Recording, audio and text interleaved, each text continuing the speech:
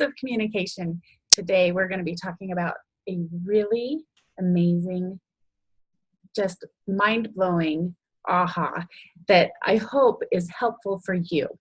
Okay, so if you're a parent or some other kind of caregiver to young children, or children, they don't even have to be that young, right? What if they run away and hide from all responsibilities and things that you're hoping that they'll want to try and do, like housework, homework, just visiting? Are they always hiding in their room? Are they ever self-motivated to do anything on their own? Do they have any goals or aspirations of their own? So I know of a boy who kind of seems like he doesn't sometimes. And so this layer of avoidance has been on my mind a lot lately. And it came to me, this wonderful epiphany.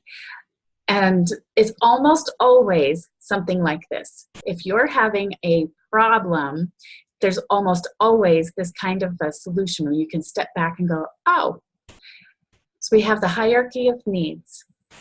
And I'm not going to be telling you big stories today because this is so important and so amazing. I want to get right to it and not waste any time. Okay, so we've got this problem child. This problem. He is avoiding just life. Is afraid of life. And that's the key. Afraid. Is your challenge, your problem, are they first of all, let's call them something else. Let's not identify them as a problem. Is your, what should we call that then, right? Is your child that you're caring about and concerned about, are they afraid of life? Or maybe a little bit of anxiety and all that, but to the point that they have no interest in anything and all they want to do is be in their room and do nothing all day. And like if you call them for, let's go have dinner or come have breakfast, and they don't show up, they're just laying there doing nothing. This could feed into depression, of course, obviously. But are they perfectionists? Are they trying to avoid a mistake? Because sometimes, this is the epiphany part, sometimes people will avoid trying or wanting to do something if they don't know that they can do it 100% awesome and perfect. It's better to not try if it might not be perfect. And of course, no one's perfect. We all make mistakes. So if you know that you're probably gonna, 99% chance that this new activity or this event or even showing up to dinner, it might be something that you don't love, you might not chew with your mouth closed the whole time, or something might happen that you might get in trouble. So let's just avoid the whole idea because we can't do it perfect. That is crazy, right? So then that turns into a fear. It's a fear that they're going to not be perfect. And they're living in fear. Isn't that amazing? Okay, so they're not trying to be, what's the word? Obstinate? Defiant? That's not their plan. Their plan is to be perfect. And they want to please their parents and their caregivers perfectly. They want to make sure they eat everything that you tell them they're supposed to eat. Sorry, timer went off. They want to make sure they chew with their mouth closed if you say they have to chew with their mouth closed all the time. They want to make sure that they're doing everything exactly right. And when they know that they can't, they know they're not perfect, there's this fear holds them back. And that can feed depression really easily, holding them back and not being adventurous. Okay, so what do we do? What can you, as a caregiver or parent, do for these children who are living in fear and avoidance, not trying to be defiant, not being so much like, I know better than you and my plan is better than your plan? That's a different kind of child. But this perfectionist child living in fear and avoidance, not even wanting to venture out and say, I want something or I want to do something because it might be wrong. Someone's going to have an opinion that disagrees. What do we do for them? Okay, we go back to Maslow's hierarchy of needs.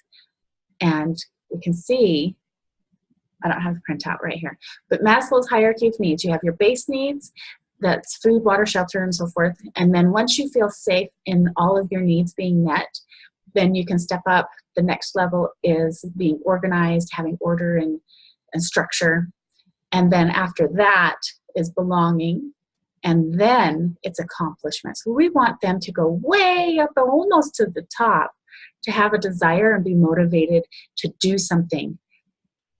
But do they feel like they belong? Probably not if they're hiding in their room all the time. Well, if it's hard for them to feel like they belong, do they feel like they have a safe structure?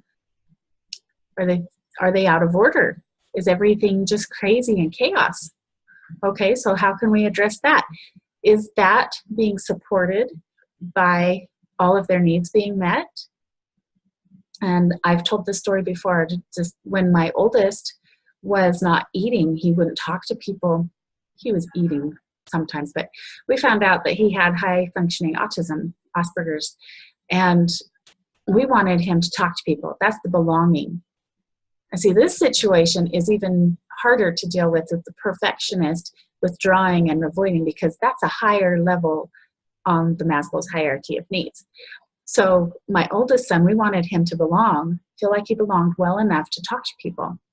But stepping down, he didn't have his base needs being met because at the time, we were in super survival mode, having my quadruplets and being on bed rest, and my older two boys were being taken care of, but in his mind, he didn't know where he was going to be or who was going to be tending him or feeding him, if he's going to be at home or someone else's house. He didn't know. He didn't have his base needs met. He didn't have that safety level. So he wasn't able to feel structured. It was structured in my adult mind, right? We had a schedule and who was taking care of him when, and all that was planned out. But in his mind, he didn't know it. It didn't make sense to his little mind. He was 4 years old at the time. And so he just had a complete shutdown. And then when we figured this out, let's just put on the fridge a little Post-it or a chart or something that says, today you're eating pizza with Grandma. Tomorrow you're eating peanut butter and jelly with Aunt Lacey, or whatever it was, right? So he knew he had a plan. His needs were going to be met.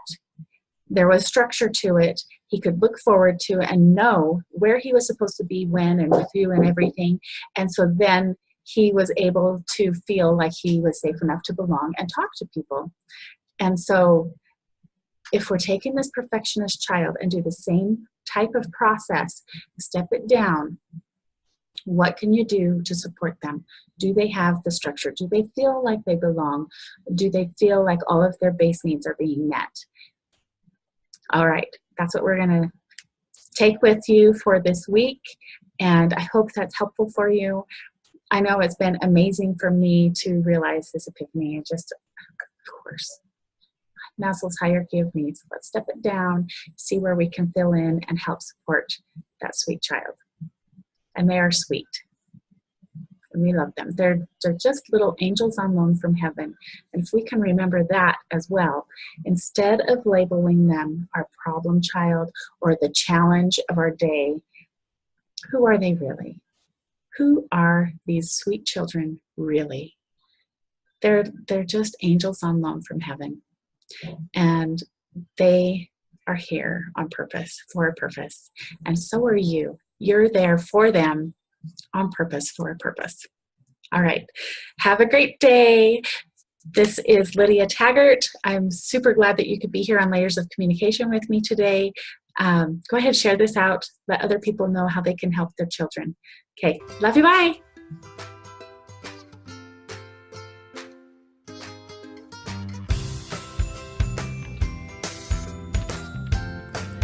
You've been listening to Layers of Communication with your host, Lydia Taggart.